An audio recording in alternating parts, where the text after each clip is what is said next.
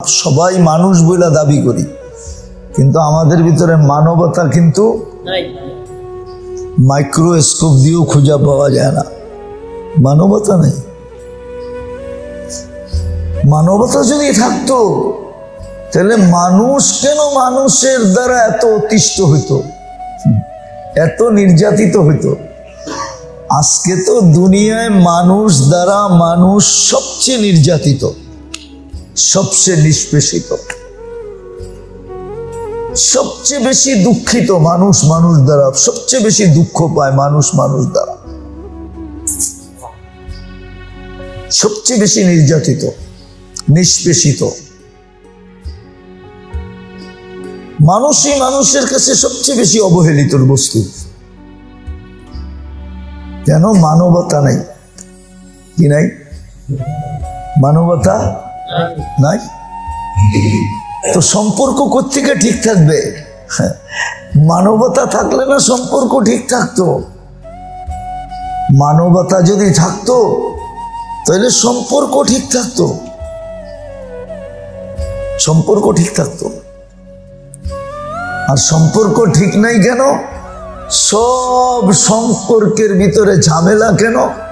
দেখাইলাম না, সবচেয়ে কাছের ওনার লোগও সম্পর্কে ঝামেলা। কি? সকালে ঠিক থাকলে দুপুরে ঠিক নাই, দুপুরে ঠিক থাকলে বিকালে ঠিক নাই, বিকালে ঠিক থাকলে সন্ধ্যায় ঠিক নাই, সন্ধ্যায় ঠিক থাকলে রাত্রে ঠিক নাই। কি এরকমই তো চলতেছে আমগো। হ্যাঁ, এরকমই তো কাটায় যেতেছি জীবন। বোঝা গেল আল্লাহর সাথে সম্পর্ক ঠিক নাই। আল্লাহর সাথে যদি সম্পর্ক ঠিক হয় তো সমগ্র সৃষ্টির সাথে সম্পর্ক ঠিক হয়ে যাবে। সমগ্র সৃষ্টির সাথে সম্পর্ক ঠিক হবে। এটাই আল্লাহ রসুল সবচেয়ে বেশি জোর দিছিলেন যে আল্লাহর সাথে সম্পর্ক ঠিক করো। তখন সৃষ্টির সাথে সম্পর্ক ঠিক করার জন্য তোমার পিছ পিছ ঘুরতে হবে না, এটা অটো ঠিক হয়ে যাবে। অটো ঠিক হয়ে যাবে, অটো ঠিক হয়ে যাবে। কারো বিরুদ্ধে কারো কোনো অভিযোগ থাকবে না। আজকে সবার বিরুদ্ধে সবার কি না নাই? আপনার বিরুদ্ধে অভিযোগ না নাই? আমার বিরুদ্ধে অভিযোগ, সবার বিরুদ্ধে অভিযোগ আর অভিযোগ। তখন কারো বিরুদ্ধে কারো অভিযোগ থাকবে না। স্বামীর অভিযোগ থাকবে না স্ত্রীর বিরুদ্ধে, স্ত্রীর অভিযোগ থাকবে না স্বামীর বিরুদ্ধে, সন্তানের অভিযোগ থাকবে না মা বাবার বিরুদ্ধে, মা বাবার অভিযোগ থাকবে না সন্তানের বিরুদ্ধে, ভাইয়ের অভিযোগ থাকবে না ভাইয়ের বিরুদ্ধে, বোনের অভিযোগ থাকবে না ভাইয়ের বিরুদ্ধে, ভাইয়ের অভিযোগ থাকবে না বোনের বিরুদ্ধে, কারো বিরুদ্ধে কারো অভিযোগ থাকবে না। অভিযোগহীন সমাজ। প্রতিবেশীর অভিযোগ প্রতিবেশীর বিরুদ্ধে থাকবে না, নেতাদের অভিযোগ কর্মীর বিরুদ্ধে থাকবে না, কর্মীদের অভিযোগ নেতার বিরুদ্ধে থাকবে না, কারো বিরুদ্ধে কারো কোনো অভিযোগ থাকবে না যদি আল্লাহর সাথে সম্পর্ক ঠিক হয়। এই জন্য তৃতীয় প্রয়োজন ছিল যে আল্লাহর সাথে সম্পর্ক ঠিক করো। আল্লাহর সাথে সম্পর্ক ঠিক, তাহলে সমগ্র সৃষ্টির সাথে তোমার সম্পর্ক ঠিক। আর এটা হাদিসও ইঙ্গিত আছে, মান আসলাহা বাইনাহু ওয়া বাইনাল্লাহ আসলাহাল্লাহু বাইনাহু ওয়া বাইনা খালকি। এটা হলো তৃতীয়। আবারও দৌড়াইতেছি, দুনিয়ার প্রয়োজন আর সমস্যার সমাধান একমাত্র আমলের ভিতরে। এই জন্য প্রত্যেককে আমলদার হইতে হবে। যখন আমলদার হবে তো দুনিয়ার প্রয়োজনও মিটা যাবে, সমস্যাও চুটকিতে সমাধান হয়ে যাবে।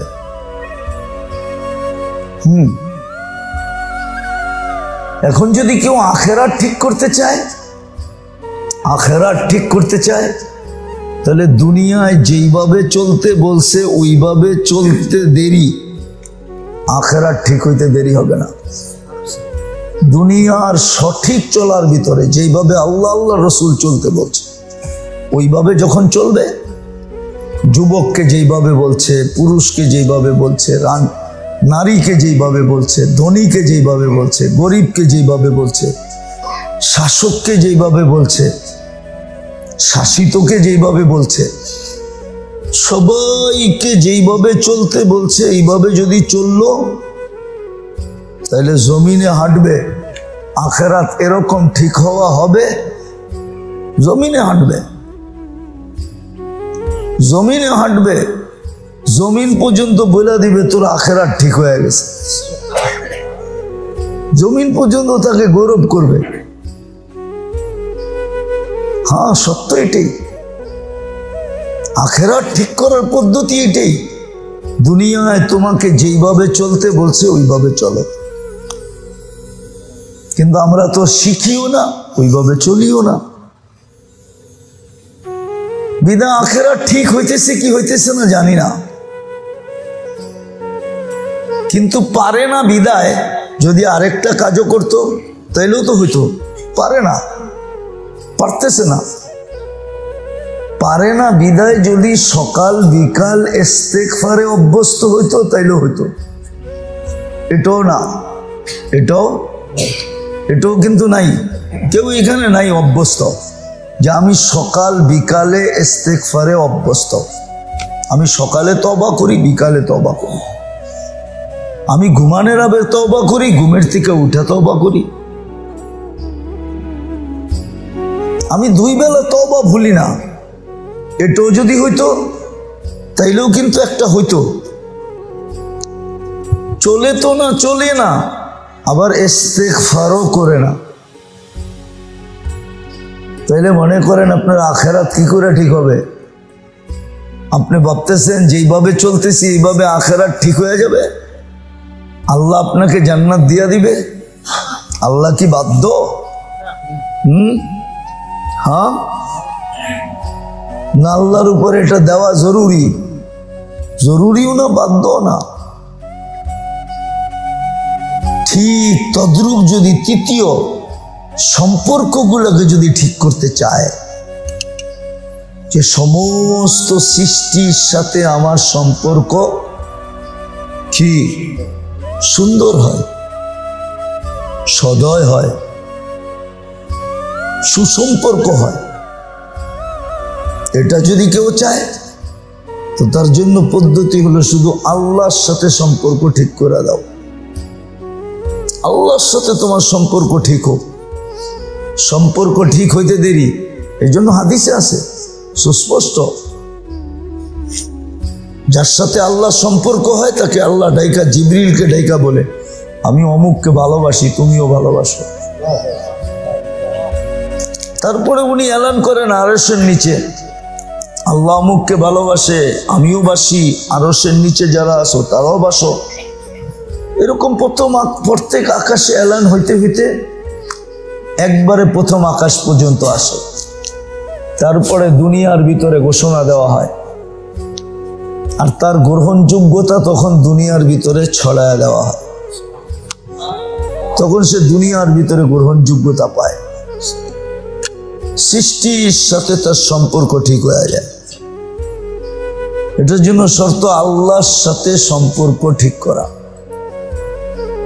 এখন যদি প্রশ্ন করেন আল্লাহর সাথে সম্পর্ক ঠিক কিভাবে হবে, এটা সহজ। এটা যতটুকু আল্লাহ করণীয় বলছে সাধ্য অনুযায়ী করতে থাকেন, না পারলে মাপ চাইতে থাকেন, সাধ্য অনুযায়ী করতে থাকেন। পারলেন না, মাপ চাইতে থাকেন। মাপ চাইলেই হবে। হ্যাঁ, মাপ চাওয়াটা মনের থেকে হইতে হবে, মনের থেকে। আর আসলে সত্য এটাই, মাপ চাওয়াটাই আমাদের পারফেক্ট সম্বল। মনে হয় বুঝাইতে পারতেছি না। মাপ চাওয়াটা পারফেক্ট সম্বল, পারফেক্ট জিনিস। কেননা আমরা যাই করতেছি কোনোটাই আমাদের জানার ক্ষমতা নাই যে আমার হইতেছে কি হইতেছে না, হইতেছে কি সঠিক না ভুল, হ্যাঁ পারফেক্ট না পারফেক্ট না, কেউ বলতে পারতেছি না, ঠিক না? কিন্তু ইস্তেগফার করে বলা যায়, মাপ চায় বলা যায় যে এটা মাফ হয়ে গেছে, পারফেক্ট এটাই। মাপ চাওয়াটাই পারফেক্ট, মাপ চাওয়াটাই পারফেক্ট, মাপ চাওয়াটাই পারফেক্ট। যা করতেছি আমরা এটা কোয়ালিটিফাই কিনা এটাও জানি না, হইল কি হইল না এটাও জানি না, তাহলে তো এটা না জানার খাতাই রয়ে গেল, ঠিক না? এই জন্য পারফেক্ট হইল ইস্তেগফার করা করা এবং সাথে সাথে কি ইস্তেগফার করা, এটাই পারফেক্ট পুঞ্জি। ইস্তেগফার করো আল্লাহর কাছে,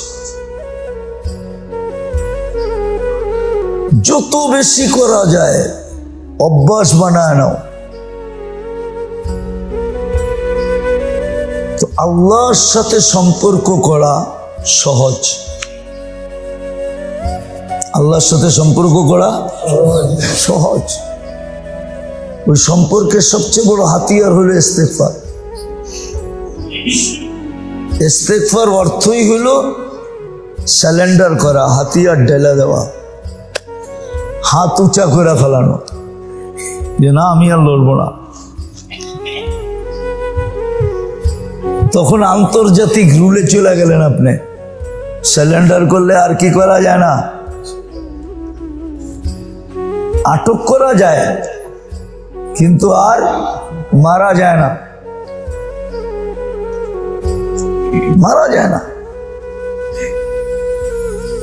তো আল্লাহর কাছেও স্যালেন্ডার করা, ইস্তেগফার মানে হলো আল্লাহর কাছে স্যালেন্ডার করে দেওয়া, সরি বলে দেওয়া। তো তৃতীয় যেটা বুঝাইতেছিলাম, সমস্ত সম্পর্কগুলা যদি ঠিক করতে চাই তাহলে আল্লাহর সাথে সম্পর্ক ঠিক করা যায়। আল্লাহর সাথে আপনার সম্পর্ক যত ঠিক হবে, সৃষ্টির সাথে আপনার সম্পর্ক তত ঠিক হবে। সৃষ্টির সাথে আপনার সম্পর্ক তত কি হবে? ঠিক হবে, তত সুন্দর হবে, তত আরামদায়ক হবে। সৃষ্টির সাথে আপনার সম্পর্ক ঠিক হয়ে যাবে। আর চতুর্থ, কেউ যদি চায় যে আমি রাতের আমল ঠিক করে দিব, তো তার জন্য হলো দিনের আমলগুলা ঠিক করো, রাতের আমলগুলা অটোমেটিক ঠিক হয়ে যাবে।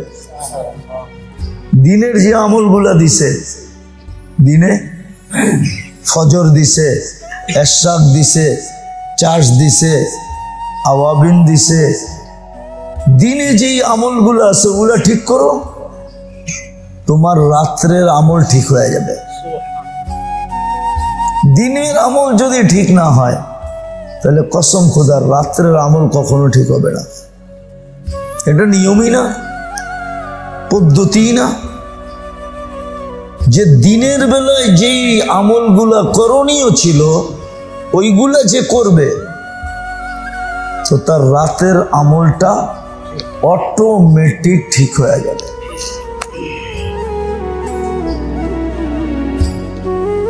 ঠিক হয়ে যাবে। দিনটা যদি ভালো কাটে তাহলে রাতটা কি আরো ভালো কাটবে, আরো ভালো কাটবে।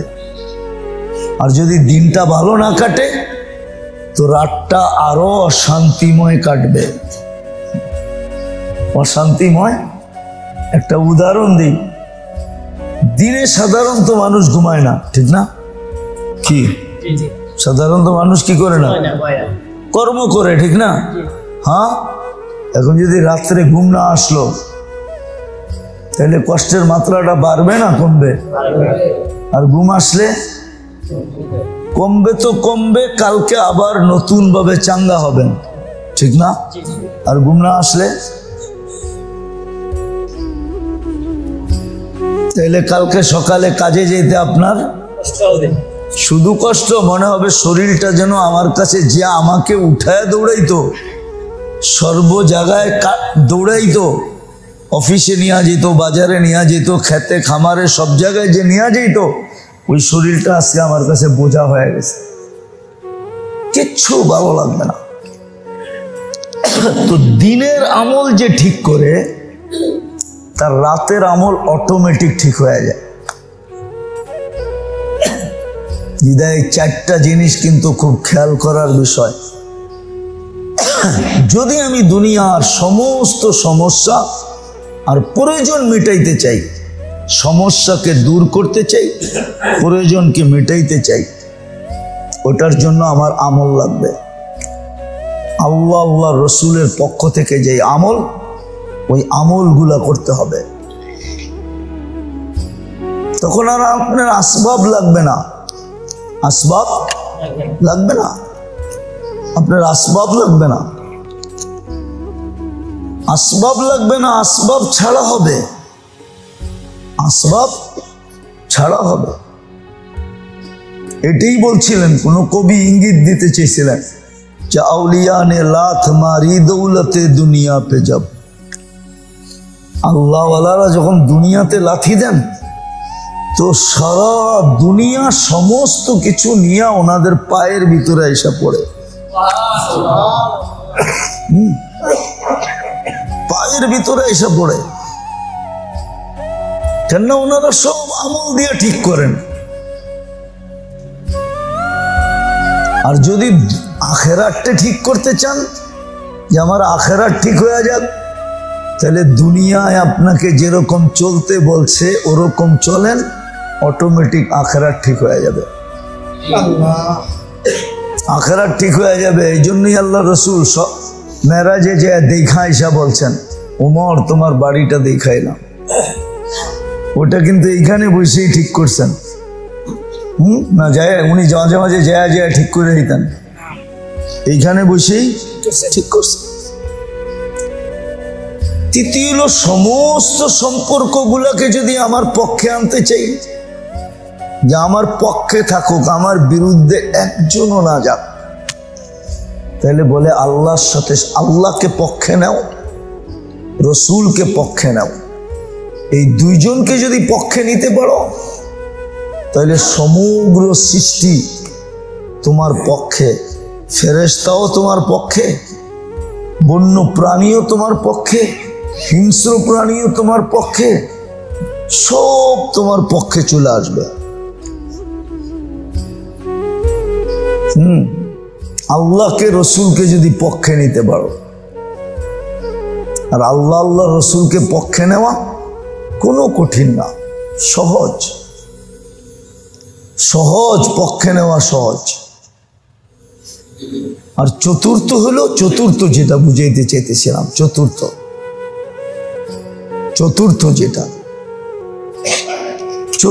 যেটা যদি রাত্রের আমলকে ঠিক করতে চান, তাহলে দিনের আমল ঠিক করেন, রাত্রের আমল অটোমেটিক ঠিক হবে এবং আল্লাহ আপনার দ্বারা নিজে করায় নেবে। কে করায় নিবে? দিনের আমলগুলো যদি আপনি ঠিক করলেন, তাহলে রাতের আমলগুলা আল্লাহ ঠিকও হবে, আবার আল্লাহ কুদরত দিয়ে আপনার থেকে করায় নিবে, আল্লাহ নিজে করায় নিবে, আপনার করতে হবে না, আপনার চেষ্টা করতে হবে না, আল্লাহ করায় নিবে। আপনি ঘুম ভাঙার জন্য অ্যালার্ম দিতে হবে না, আল্লাহ আপনার ঘুম ভাঙায় দিবে। রাতের আমল আল্লাহ আপনার দ্বারা করায় নিবে। এই চারটা জিনিস মনে রাখি, চারটা জিনিস মনে রাখি। দুনিয়ার সমস্ত সমস্যার প্রয়োজন যদি আমি সঠিকভাবে সহজভাবে পুরা করতে চাই, তাহলে আমাকে আমলদার হইতে হবে। আবারও দৌড়াইতেছি, আমলদার হইতে হবে, আমলদার হইতে হবে। আমার আখেরাতকে যদি ঠিক করতে চাই, যেটা আমার আসল গন্তব্য, আখেরাতকে যদি ঠিক করতে চাই, তাহলে দুনিয়ায় যেভাবে চলতে বলছে ওইভাবে চলতে হবে। তখন আপনি আখেরাতের ব্যক্তি হয়ে যাবেন, যদিও দুনিয়ায় চলেন। কি হয়ে যাবেন? আখেরাতের ব্যক্তি, কিন্তু চলতেছেন কোথায়? দুনিয়ায়। তৃতীয়, সমস্ত সম্পর্ক, সৃষ্টির সম্পর্কগুলা যদি আপনি আপনার পক্ষে আনতে চান, ইচ্ছাধীন আনতে চান, আপনার পছন্দের আনতে চান, তাইলে কিন্তু আপনাকে জনাব এক আল্লাহর সাথে সম্পর্ক করতে হবে। এক আল্লাহর সাথে সম্পর্ক করতে হবে, এক রসুলের সাথে সম্পর্ক ঠিক করতে হবে। আল্লাহ আল্লাহ রসুলের সাথে সম্পর্ক ঠিক, সমগ্র সৃষ্টির সাথে আপনার সম্পর্ক ঠিক। আর আল্লাহ আল্লাহর সাথে সম্পর্ক যদি ঠিক না হয়, তো আপন থেকে আপন জন, কাছের থেকে কাছের, এর সাথেও আপনার সম্পর্ক ঠিক থাকবে না। কি থাকবে না? ঠিক থাকবে, প্রমাণ আছে, সম্পর্ক ঠিক থাকবে না। আর শেষটা হলো, চতুর্থ নাম্বারটা হলো, রাতের আমল যদি ঠিক করতে চাই, তাহলে দিনের বেলার আমলগুলা ঠিক করেন, রাতের বেলার আমলগুলা অটোমেটিক ঠিক হবে। আর রাতের আমল আল্লাহ আপনার দ্বারা কুদরতের মাধ্যমে করায় নেবে। কিসের মাধ্যমে? কুদরতের মাধ্যমে করায় নেবে। আপনার কাছে কঠিন লাগবে না, সহজ লাগবে, কুদরতের মাধ্যমে আল্লাহ করায় নেবে। পারবেন এই চারটা জিনিস? হ্যাঁ, শিখেন এবং করেন।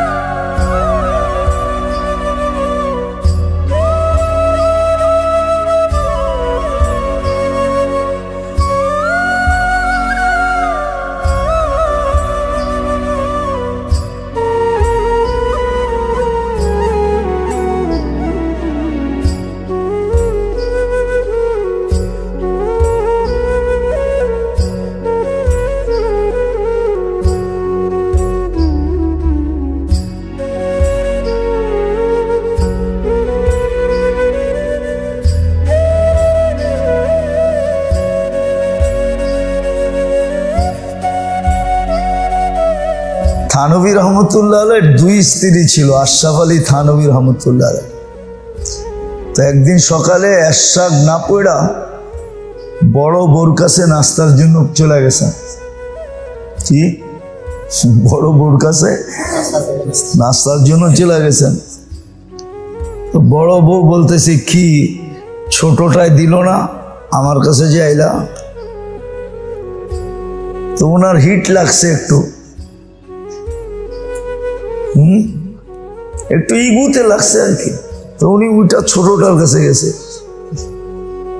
তো ছোটটার কাছে যাওয়ার পরে কি কয়, কি বড়টায় বুঝি দিল না, বাইর করে দিল। যাক ছোটটায় রুটি দিছেন, উনি বসছেন। তো মুরগি একটা কোত্থেকে আইসা জানি এক ছো রুটি লইয়া দৌড়, আর মুরগিরে রুটি লইয়া দৌড়াইতে দেখা বিলাই দিছে পিছে দৌড়, বিলাইতে দৌড়াইতে দেখা কুকুর দিছে বিলের পিছে দৌড়। তো থানভী রহমতুল্লাহ আলাইহি ইস্তেগফার করতে করতে উঠতেছে আর বলতেছে, ভুল তো আমি ওইখানেই করে আসছি, যার কারণে সব এলোমেলো। কেন এরশাদ ছাড়া আমি চলে আসছি, ভুল তো আমি গোড়াই করে আসছি, ঠিক না? এই জন্য বড় বোর থেকেও ধাক্কা খেলাম, কথা শুনলাম, ছোটটাও শুনাইলো, যা দিল ওটা আবার মুরগি নিয়ে গেল, মুরগিও তো খাইতে পারলো না, ওর পিছে বিলাই লাগলো, বিলাই আবার কই থেকে খাবে, বিলাইর চেয়ে পাওয়ারফুল কুকুর ওর পিছে লাগলো। ভুল তো আমিই করে আসছি, ঠিক না? সত্য এটাই। দুনিয়ার সমস্ত প্রয়োজন আর সমস্ত সমস্যার সমাধান যদি করতে চান, আমল। আর আখেরাতটাকে যদি ঠিক করতে চাই, তো দুনিয়ায় যেমন চলতে বলছে তেমন চলা। দুটোটার সমাধানও আল্লাহই দিছেন, সমস্যাও দিছেন, সমাধানও দিছেন। হাদিসে যেরকম আছে যে প্রত্যেক রোগের ওষুধ আছে, লিকুল্লি দাইন দাওয়াউন, প্রত্যেক রোগের ওষুধ আছে। কিন্তু এটাও বলছেন কলিলুম মা ইয়ারিফুন, অনেক কম লোক পাওয়া যায় যারা এটা চিনে যে কোন ওষুধের রোগ, কোন রোগের ওষুধ কোনটা। এটা অনেক কম লোক চিনে, অনেক কম লোক জানে। কিন্তু সমস্ত ওষুধের রোগ আছে, রোগের ওষুধ আছে। যত রোগ সবগুলার কি আছে? ওষুধ আছে। এটা সুস্পষ্ট হাদিস, লিকুল্লি দাইন দাওয়াউন, প্রত্যেক রোগের জন্য ওষুধ আছে।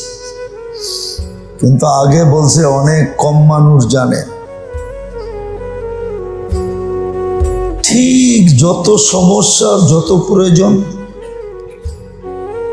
এগুলা আসছেও আল্লাহর পক্ষ থেকে, আবার সমাধানও দিছেন আল্লাহ। কিন্তু আফসোস তো এটাই যে মানুষ মানতে চায় না,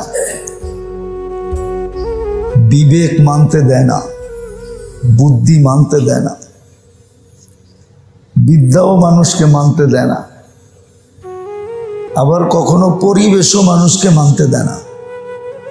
পরিবেশ, পরিবেশ বুঝেন তো? পরিবেশ মানুষকে মানতে দেয় না। এই চারটা বাধা হয়, কখনো তার বিবেক বাধা হয়ে যায়, কখনো বুদ্ধি বাধা হয়ে যায়, কখনো বিদ্যা বাধা হয়ে যায়, কখনো পরিবেশ বাধা হয়ে যায়। পরিবেশ বাধা হয়ে যায়। যেমন কখনো কখনো দেখবেন মানুষ বলে যে মিয়া বিজ্ঞানের যুগে এগুলা চলে, বলে না? আমি বাইঙ্গা বললাম না। মনে করেন আপনি আমার কাছে বললেন, হুজুর কোরআন পড়া আমার একটু ফুদিয়া দেন। তা আমাদের সমাজের অনেক মানুষ পাবেন যারা বলবে আপনাকে, মিয়া বিজ্ঞানের যুগে এগুলা চলে, বলে না? হ্যাঁ, তাহলে বুঝে গেল এটা বাধা। প্রয়োজনও আল্লাহর পক্ষ থেকে, আবার সমস্যাও আল্লাহর পক্ষ থেকে আসছে। যেমন দেখাইলাম, পিপাসা আল্লাহ না দিলে আমাদের পিপাসা লাগতো না, ক্ষুধা না দিলে ক্ষুধা লাগতো না, অসুস্থ না হইলে বা না করলে ওষুধের প্রয়োজন হতো না। এরকম অনেক জিনিস আছে, ঠিক না? কি প্রয়োজন হয় না? আল্লাহ দেন না, প্রয়োজন হয় না। কিন্তু সত্য এটাই যে বিপদ যিনি দিছেন, সমস্যা যিনি দিছেন, আর প্রয়োজন আমাদের সাথে যিনি সংযুক্ত করছেন, উনি আমাদেরকে সমাধান বলে দিছেন। যেরকম রোগ দিছেন তো ওষুধও দিয়া দিছেন। বলছে রাখা আছে, তালাশ করে নাও। রাখা আছে, কি রাখা আছে, তালাশ করে নাও। কিন্তু আমাদের ভিতরে অনেক কম মানুষ চিনে। আমরা তো চিনিই না যে কোন রোগের কি ওষুধ। দেখা যাবে আপনার জটিল রোগের ওষুধও আপনার হাতের কাছে আছে, আপনি চিনেন না। আপনিও চিনেন না, আমিও চিনি না, অথচ দেখা যাবে বিলকুল হাতের কাছে আছে। কোথায়? একবারে হাতের কাছে। এক সময় ছিল প্রবাদ বাক্য বলতো, যার হয় যক্ষা তার নাই। এখন যক্ষা ফার্মেসিওয়ালাও ওষুধ দিয়া দেয়, ঠিক না? যক্ষা হইলে কি ফার্মেসিওয়ালা বলে 2 মাস খাও, ভালো হয়ে যাবে। বড় ডাক্তারের কাছে যেতে হয় না। এখন যেমন বলে ক্যান্সার নো অ্যান্সার, একদিন দেখা যাবে ক্যান্সারের ওষুধও বাহির হয়ে যাবে, ঠিক না? খুঁজতে খুঁজতে খুঁজতে একদিন হাতে লেগে যাবে। হ্যাঁ, আর বিজ্ঞান চিৎকার দিয়ে উঠবে, আবিষ্কার করে ফেলছি। এখন ক্যান্সারের ওষুধও কি মুদি দোকানে বিক্রি হবে। কোথায় বিক্রি হবে? মুদি দোকানে বিক্রি হবে ক্যান্সারের ওষুধ। বলবে একদিন হয়তো বিজ্ঞান যে ক্যান্সার কোনো ওষুধ, রোগই না। কিন্তু এখন সবচেয়ে বড় রোগ কি? তো বুঝাইতেছিলাম এটাই যে আল্লাহ আমাদেরকে প্রয়োজনও দিছেন, আবার সমস্যাও দিছেন।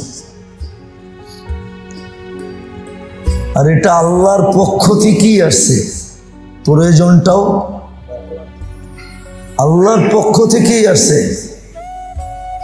প্রয়োজনটাও আল্লাহর পক্ষ থেকে, আবার সমাধানটাও আসছে আল্লাহর পক্ষ থেকে। ভালো মতে বুঝেন। কিন্তু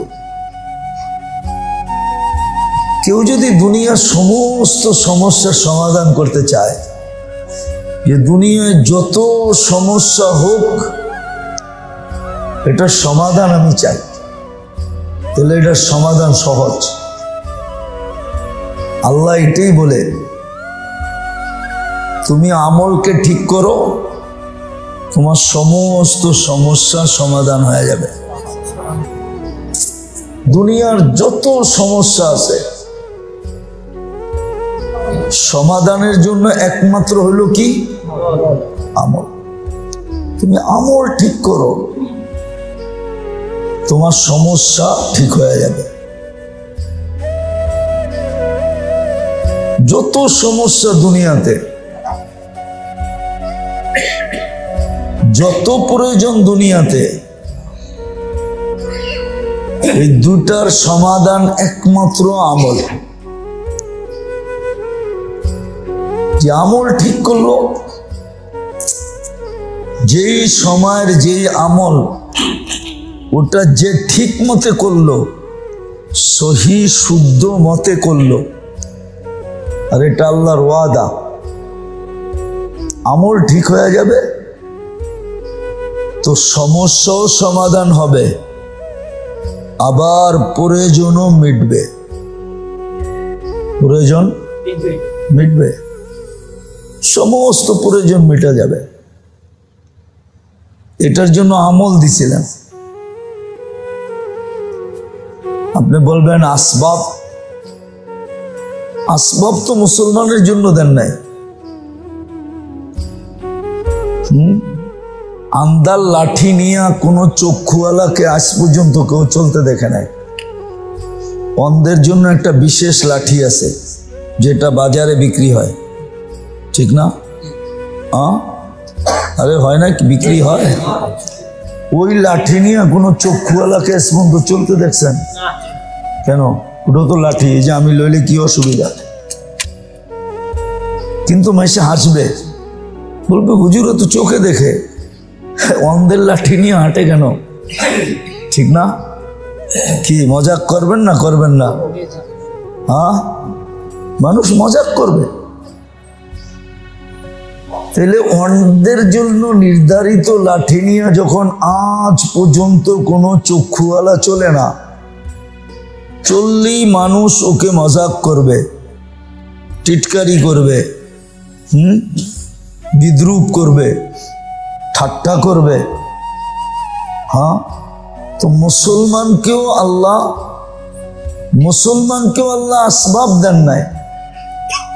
মুসলমানকে তো আল্লাহ আসবাব দেন নাই। আসবাব তো দিছে গায়রে মুসলিম রে। ও অন্ধ, ও আসবাব ছাড়া চলতে পারবে না। ভালো মতে বোঝেন কিন্তু, ও অন্ধ, ও আসবাব ছাড়া চলতে পারবে না। এই জন্য উন্নত দুনিয়ায় আত্মহত্যার প্রবণতা কেন জানেন? ওরা আত্মহত্যা খুব তাড়াতাড়ি করে কেন জানেন? কেননা ওরা আসবাব শূন্য হইলে আর চলতে পারে না, তখন জীবন থেকে অতিষ্ঠ হয়ে যায়, তখন আত্মহত্যার পথ বেছে নেয়। আপনি তালাশ করে দেখেন আমার কথাটা, কেন ওরা আসবাব ছাড়া চলতে পারে না। আসবাব নাই, ওরা ভাবে আমিই নাই, আমার থাইকা লাভটা কি, তখনই ও আত্মহত্যার রাস্তা অবলম্বন করে। এই জন্য উন্নত দুনিয়ায় আসবাবের প্রবণতা বেশি, উন্নত দুনিয়া আত্মহত্যার প্রবণতা বেশি। মানুষ আত্মহত্যা করে। সুইডেনের মতো দেশ, সুইডেন, ওইখানে সরকারিভাবে আত্মহত্যা বৈধ। সরকারিভাবে আপনি দেখেন, এখন নেটে সার্চ দিয়া যে দুনিয়ায় কোন দেশে সরকারিভাবে আত্মহত্যা বৈধ, তো লেখা উঠবে সুইডেন। সুইডেনে সরকারিভাবে, সুইজারল্যান্ডে সরকারিভাবে আত্মহত্যা বৈধ, অবৈধ না। আপনি দরখাস্ত করতে দেরি, 2 মিনিটের ভিতরে সরঞ্জাম নিয়ে আসতে দেরি হবে না, আয়শা আপনাকে ডেট করে দিবে, মেশিনে ঢুকাবে, 2 মিনিটে আপনি শেষ। তো আসবাব আল্লাহ মুসলমানকে দিছিলেন না, মুসলমানের জন্য আসবাব না। মুসলমানের সমস্যা সমাধানের জন্য তো আমল দিছিলেন। কি আমল দিছিলেন? নোমান মুসলমানের আমল দিছিলেন, আসবাব দিছিলেন না। কি দিছেন? আমল দিছেন,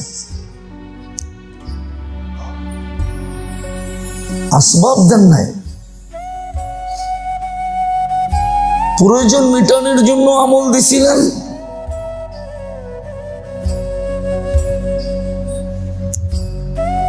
প্রয়োজন মিটানে আর সমস্যা সমাধানের জন্য আমল দিছিলেন।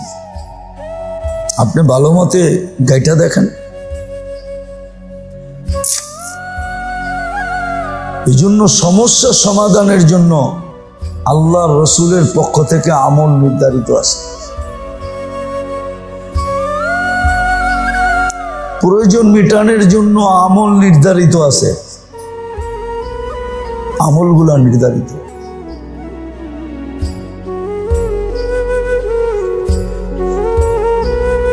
আমল নির্ধারিত। এই জন্য হুকুমই আসছে আমলে অভ্যস্ত হও, শিখো আর করো। এটাই যারা বিশ্বাসী না, এরা প্রয়োজনও মিটাইতে চায় বস্তু দিয়া, সমস্যার সমাধানও করতে চায় বস্তু দিয়া। আপনি দেখবেন সমস্যায় পড়লে এরে ফোন করে, ওরে ফোন করে, এর কাছে দৌড়ায়, ওর কাছে দৌড়ায়, এইদিকে লিঙ্ক লাগায়, ওইদিকে লিঙ্ক লাগায়। দেখবেন আপনি, এটাই সত্য। তো দুনিয়ার প্রয়োজন মেটানোর জন্য আর সমস্যা সমাধানের জন্য, আর এটা দুইটা আল্লাহর পক্ষ থেকে সমাধান করার জন্য দিছিলেন আল্লাহ আমল। কি আমল দিছিলেন? নবুয়তওয়ালা আমল, নবীওয়ালা আমল দিছিলেন। আর আল্লাহ রসুল কইরা দেখাইছেন। যত সমস্যা আসছে সব সমাধান করার জন্য সাহাবায়ে কেরাম আমলকে ব্যবহার করছেন, আল্লাহ রসুলও ব্যবহার করছেন। কালো মেঘ আকাশে দেখলে দৌড়ে যেতেন মসজিদের দিকে, জোরে বাতাস ছুটলে দৌড়ে যেতেন মসজিদের দিকে, চন্দ্রগ্রহণ সূর্য গ্রহণ হইলে দৌড়ে যেতেন মসজিদের দিকে। ঠিক এরকম কোনো প্রয়োজন হইলে সাথে সাথে আমলের দিকে দৌড়াইতেন। আমল শিক্ষাও দিয়েছেন, বিশেষ বিশেষ আমল শিক্ষা দিয়েছেন, যে এটা হইলে এটা করো, এটা হইলে এটা করো, এটা হইলে এটা করো। একদিনে সব শিখানো যাবে না, আপনাকে শিখতে হবে।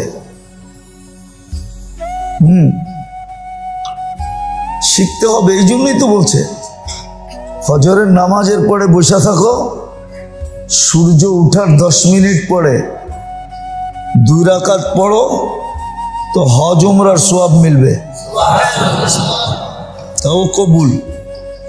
আর 2 রাকাত মিলাও, সারা দিনের জন্য আল্লাহ তোমার জন্য যথেষ্ট হয়ে যাবে।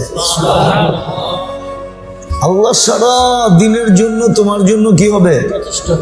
যথেষ্ট হয়ে যাবে। আল্লাহ থাকবে তোমার সাথে, সবকিছুর ব্যাপারে যথেষ্ট হয়ে যাবে। এরকম দুনিয়ার যত সমস্যা আছে, আর এটা পরীক্ষিত। পাথরের উপরে লকির বলে না, পাথরের উপরে খোদাই করে, যে খোদাই করে লেখে, ওটা যেমন কোনো কিছু দ্বারা মুছানো যায় না, এটা এরকমই সত্য। প্রয়োজনকে মিটানোর জন্য আর সমস্যাকে সমাধান করার জন্য আল্লাহ আমাদেরকে আমল দিয়েছিলেন। এটা তো গেল দুনিয়ার সমস্যা। দ্বিতীয় নেন আপনি আখিরাতের সমস্যা সমাধান করার জন্য কি দিয়েছেন?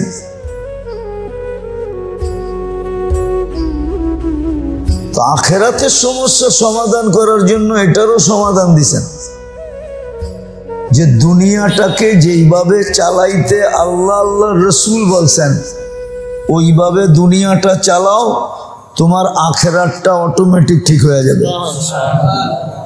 কিন্তু শর্ত হলো দুনিয়াটাকে যেইভাবে চালাইতে বলছে, দুনিয়াটা যেভাবে চালাইতে বলছে বা চলতে বলছে, দুনিয়ায় তোমাকে যেইভাবে চলতে বলছে তুমি ওইভাবে চলো, তোমার আখিরাত অটোমেটিক ঠিক হয়ে যাবে। কিন্তু এটা শিখবে কে, চলবে কে? সবাই তো আমরা মন মতো চলি, ঠিক না? কি মন মতো চলি, যেমন বুঝে আসতেছে তেমন চলি। শুধু মন মতো না, মন মতো চলি, আবার যেমন বুঝে আসতেছে তেমন চলি। যেমন বুঝে আসতেছে তেমন চলি, আবার মন মতো চলি। বলছে আখেরাতের সমস্যা যদি সমাধান করতে চাও তাহলে দুনিয়ায় যেইভাবে চলতে বলছে আল্লাহ আল্লাহ রসুল ওইভাবে চলো, তোমার আখেরাত ঠিক হয়ে যাবে। আমল ঠিক করো তো দুনিয়ার সমস্ত সমস্যা আর প্রয়োজন ঠিক হয়ে যাবে। এটা হলো প্রথম, আমল ঠিক করো, দুনিয়ার যত সমস্যার প্রয়োজন আছে এটা অটোমেটিক ঠিক হয়ে যাবে। আমল ঠিক করো। কাহিনী দিলে অনেক দেওয়া যায় কোরআন হাদিস থেকে, কিন্তু বুঝলে অল্পতেই বুঝবেন, নাহলে বুঝবেন না। চলেন একটা শুনে দিই সত্য। থানভী রহমতুল্লাহ আলাইহির দুই স্ত্রী ছিল, আশরাফ আলী থানভী রহমতুল্লাহ আলাইহি। তো একদিন সকালে এরশাদ না পড়া বড় বোর কাছে নাস্তার জন্য চলে গেছেন। কি বড় বোর কাছে নাস্তার জন্য চলে গেছেন। তো বড় বউ বলতেছে কি ছোটটাই দিল না, আমার কাছে যে আইলা। তো ওনার হিট লাগছে একটু, একটু ইগুতে লাগছে আর কি। তো উনি ওইটা ছোটটার কাছে গেছে।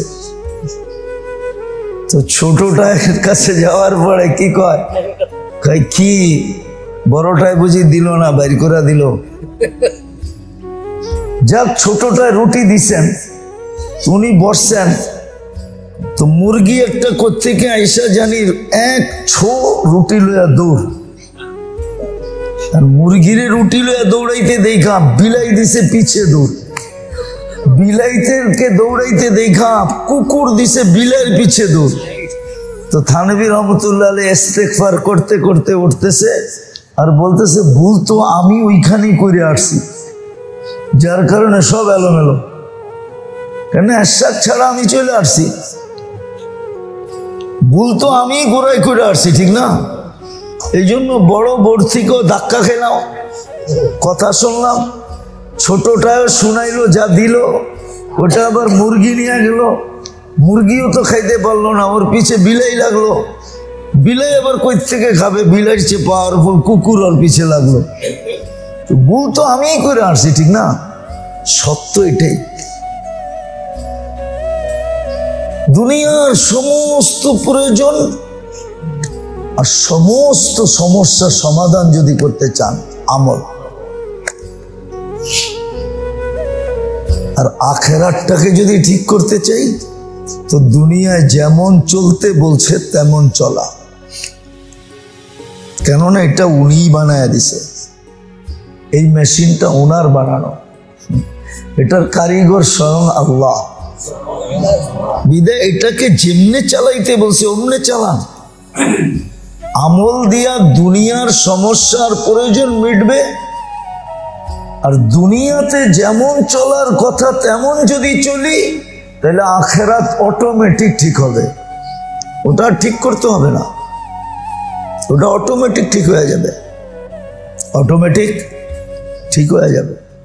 আখেরাত ঠিক।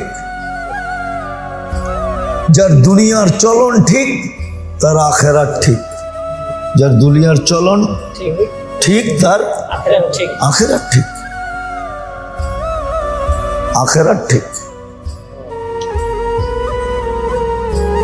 তৃতীয় ভালো মতো মনে রেখেন, দ্বিতীয় হয়ে গেছে তৃতীয়।